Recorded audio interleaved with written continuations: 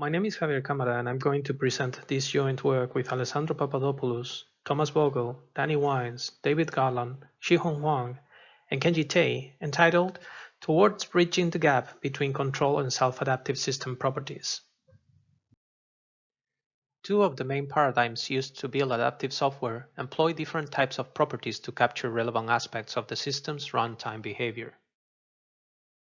On the one hand, control systems consider properties that concern static aspects like stability, as well as dynamic properties that capture transient aspects such as settling time. On the other hand, self-adaptive systems consider mostly non-functional properties that include concerns such as performance, cost, and reliability.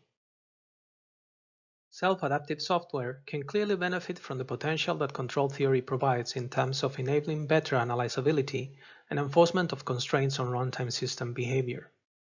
Being able to formally reason about the non-functional concerns of a system, like security, energy consumption, or performance, in terms of control properties and in the presence of an unpredictable environment, can optimize operation and improve the level of assurances that engineers can provide about the systems they build. However, one of the main challenges to realize this vision is that control-based solutions demand the availability of precise mathematical models that capture both the dynamics of the system under control as well as the properties that engineers want to impose and reason about. This is perhaps one of the main reasons why the self-adaptive software systems community still lacks a standard repertoire of runtime properties formally characterized in a way that makes them amenable to formal analysis using techniques applied by software engineers in self-adaptive systems, like runtime verification or model checking.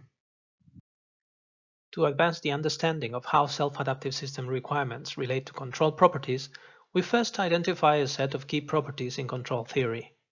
Next, we illustrate the formalization of some of these properties employing temporal logic languages commonly used to engineer self-adaptive software systems. Finally, we indicate how to map key properties that characterize self-adaptive software into control properties, making use of the formalization we propose in temporal logics. In this talk, we will illustrate the different steps of the mapping on RUBIS, an exemplar case in the cloud computing domain. To provide some context, we will briefly present some basic concepts in control theory, focusing mainly on continuous time signals and systems. Let's consider the control scheme represented in the slide. There, the two main blocks represent the controller and the plant, which is the object that we want to control. All the signals introduced in the scheme are a function of continuous time, represented by t. The m inputs of the plant are represented as ut, which in computing systems are typically referred to as control parameters. The p outputs of the plant are typically represented by yt, and in computing systems are typically referred to as measurements or sensor data. For every output it of the plant, one defines a desired behavior for it, which in control terms is called a set point or reference signal, and is represented by yot. The difference between the desired behavior and the actual behavior of the plant is called error and is represented as ET. The input to the plant can be manipulated to affect the output Y. The controller is the decision-making mechanism that decides what is the value of the control signal provided as input to minimize the error. In principle, the control signal and the plant input should be the same, but in practice, there might be a load disturbance designated by LT that affects the controller decision. In addition, there might be a disturbance that is acting directly on the output of the plant, which is called output disturbance, and it's represented by DT. Finally, there is noise represented by NT that affects the measurements taken at the output. For our characterization of control properties in temporal logic, we will consider a self-adaptive system as a black box on which a set of output variables can be monitored over time. Concretely, we model the non-functional runtime behavior of a self-adaptive system as a transition system that captures the evolution over time of a set of relevant variables. That means that state is characterized by a collection of n real-valued random variables. These variables can be considered to be analogous to the outputs yt in a control system.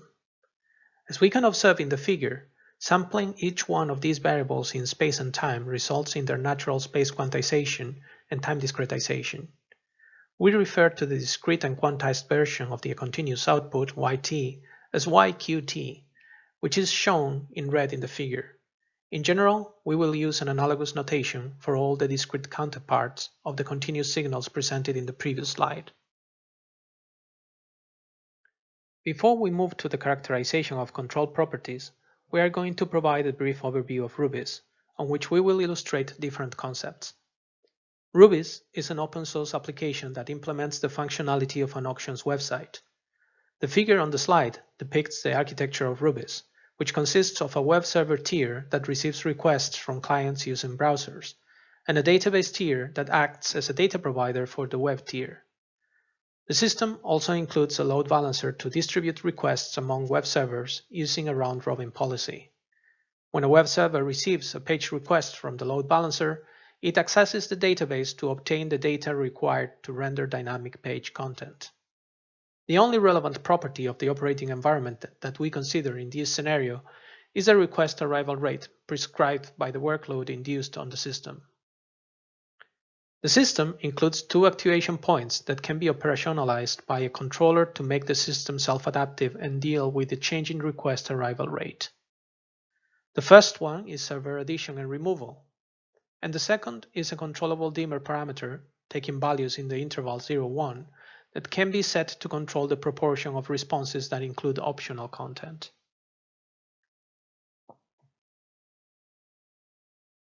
With respect to non-functional requirements, the system should satisfy three main ones.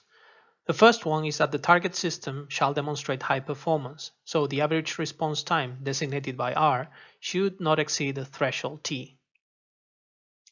The second one is that the target system shall provide high availability of the optional content, so subject to the first functional requirement, the percentage of requests with optional content, so the dimmer value, should be maximized.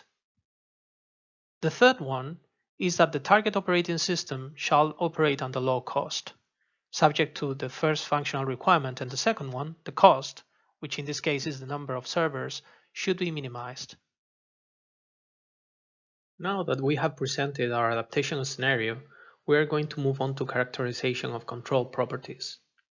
Control systems are usually concerned about four main objectives. The first one is set point tracking.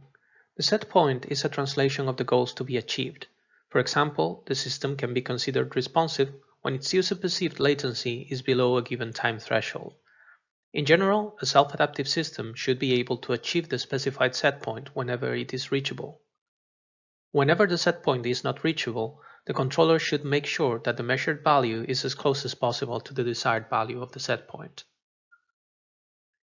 Control theory is not only concerned about the fact that the set point is reached, but also about how this happens.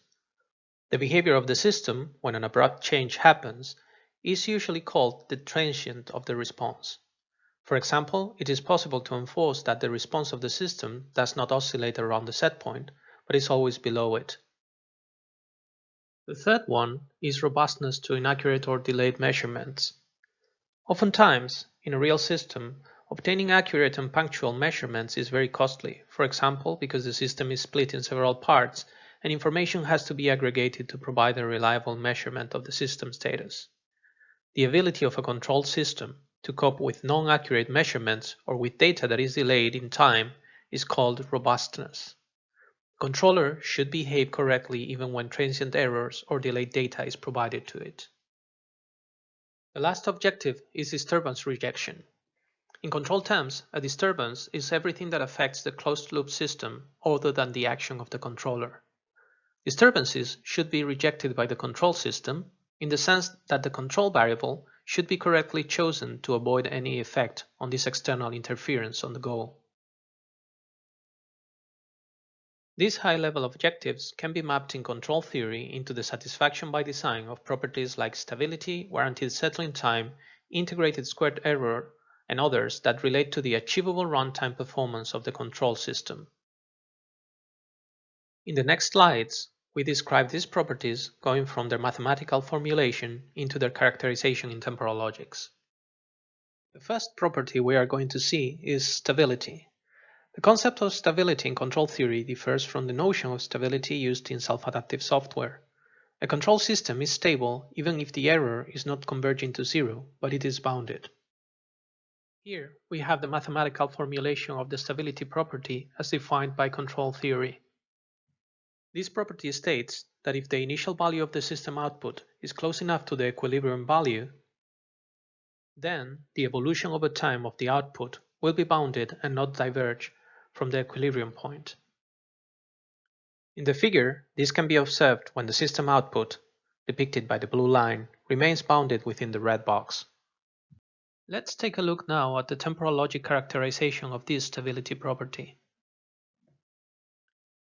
Here, one of the main differences we can spot is the absence of explicit time indexes, which is consistent with the implicit notion of time introduced by the temporal operators. Another important difference we can spot is the subscript q, which indicates that the constant or variable on which it appears is the quantized version of its continuous counterpart. When interpreting this expression, it's important to bear in mind the implicit notion of time introduced by the temporal operators. For instance, when yq is not within the scope of any temporal operator, like in the antecedent of the implication given in the formula, the expression refers to the value of the variable in the first state of the timeline. However, if the same term is within the scope of a temporal operator, as it happens with the globally or box operator on the right-hand side of the expression, then the same yq refers to the value of the variable in all the subsequent states of the discrete temporal line. An example of such stability property in the context of RUBIS would be one in which, for instance, when the response time is initially close to the threshold, its error, that is, the difference between the response time and the threshold t, will remain bounded over time. Let's look now into settling time, which is the time needed by the system to reach a new steady-state equilibrium, highlighted in the figure. If we look at the control theory formulation of this property, we can see that the settling time is captured as the infimum of the set of time values in the continuous timeline, for which the error is bounded in the following. Note that the infimum is the greatest lowest bound that always exists, meaning that it takes the value infinity if the stability condition is never satisfied. With respect to its characterization in temporal logic, we saw that stability was a Boolean property that is either satisfied by the system or not.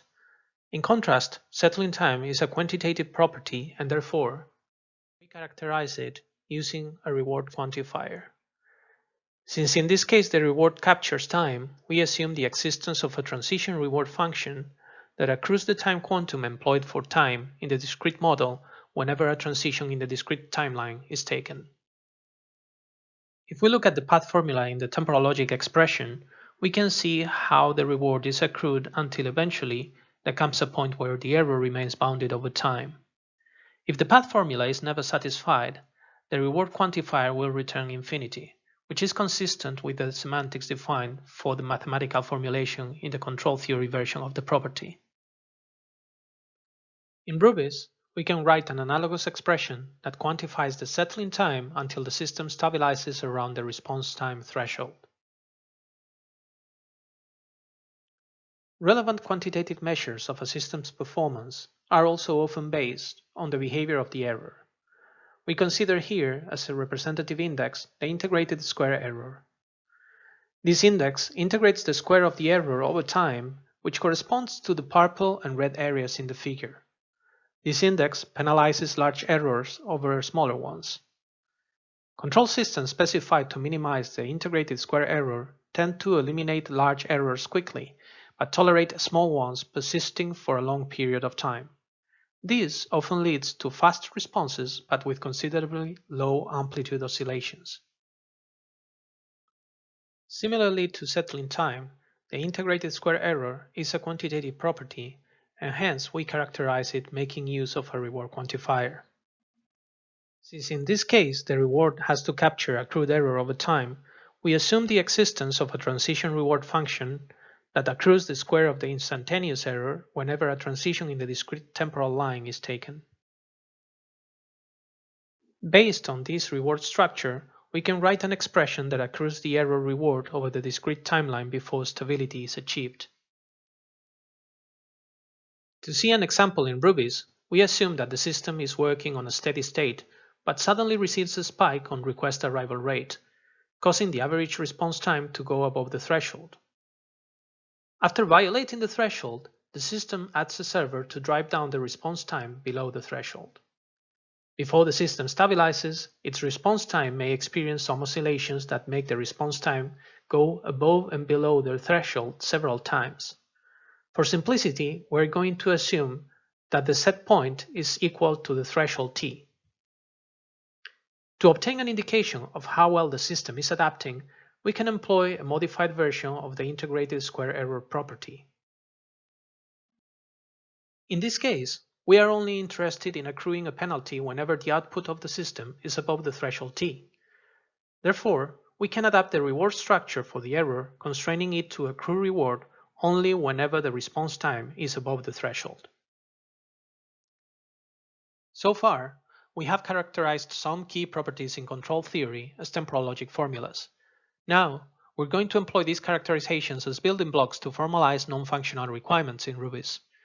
We're going to start with the first non-functional requirement, which states that the average response time should not exceed the threshold. This requirement can be captured by combining temporal logic properties of stability, settling time, and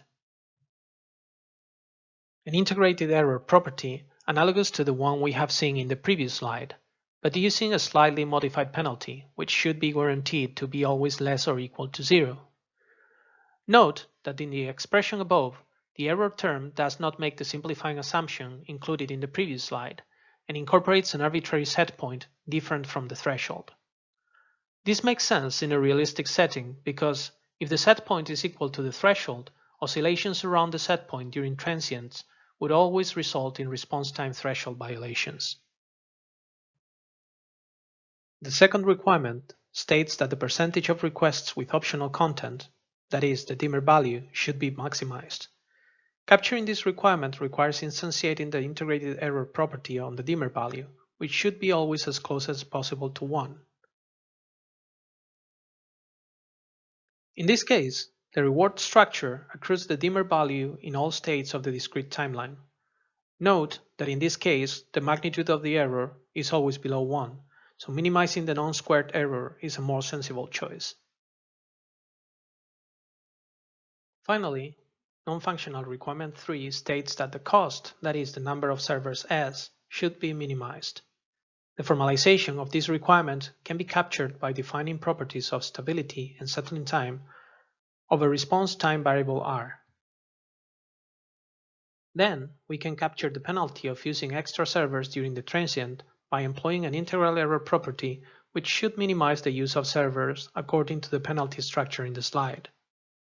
Note that in this case, stability and settling time properties are defined over response time, whereas penalty is defined over the number of servers employed, making an interesting case in which formalizing a single requirement involves combining different control properties across variables. In this talk, we have identified key properties in control theory, like stability, settling time, and integral error. We have formalized these properties in temporal logic, which is typically used to specify properties of software systems, and have illustrated how non-functional properties of self-adaptive systems can be mapped into these control properties. To achieve this formalization and mapping, we have discussed the abstraction of continuous dynamics into discrete transition systems on which self-adaptive system attributes are measured. Models of such transition systems and control properties formalized as temporal logic can serve as input for off-the-shelf runtime verification tools and model checkers. Our approach is currently limited by the set of control properties that we have formalized, requirements that we have mapped into control properties, and the expressiveness of temporal logics, which might not be able to fully capture the nuances of some control properties.